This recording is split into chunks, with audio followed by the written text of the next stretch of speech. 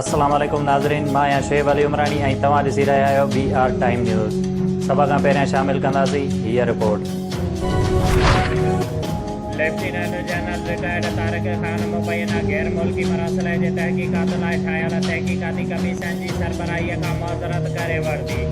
फ़ैसिले खां हुकूमत खे आगाह करे वरितो। इमरान ख़ान जी ज़ेर सदारत वफ़ाक़ी काबीना मुबैना गैर मुल्की मरासिल जे तहक़ीक़ात लाइ तारिक जी सरबराहीअ में कमीशन ठाहिण जो ऐलान कयो हुयो। क़ौमी असेंबलीअ जो इजलास सुभाणे सुबुह 10:30 वॻे घुराए वरितो। क़ौमी असेंबलीअ जो शनोकानी एजेंडा जारी कयो वियो। वज़ीर आज़म ख़िलाफ़ तहरीक अदम एतमाद जे क़रारदाद एजेंडा में 4 नंबर ते आहे।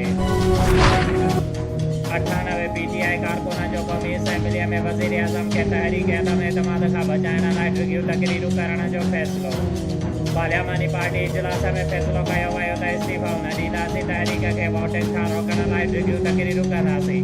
वज़ीर आज़म इमरान ख़ान पार्लियामानी पार्टीअ जे इजलास में चयो त कंहिंखे बि अचक आसानीअ सां पाइण न ॾिनो वेंदो।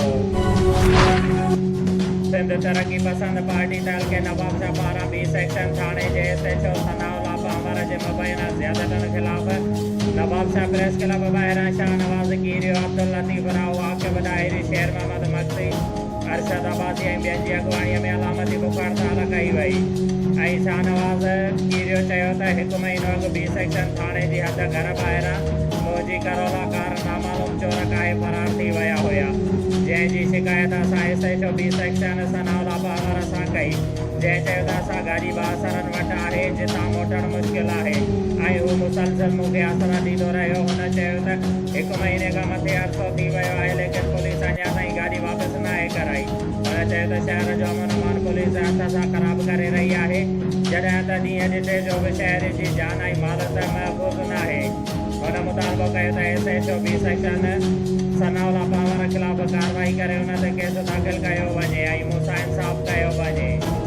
शुएब अली उमरानीअ खे ॾींदा इजाज़त। वधीक ख़बरुनि ऐं अपडेट्स लाइ ॾिसंदा रहो BR टाइम न्यूज़।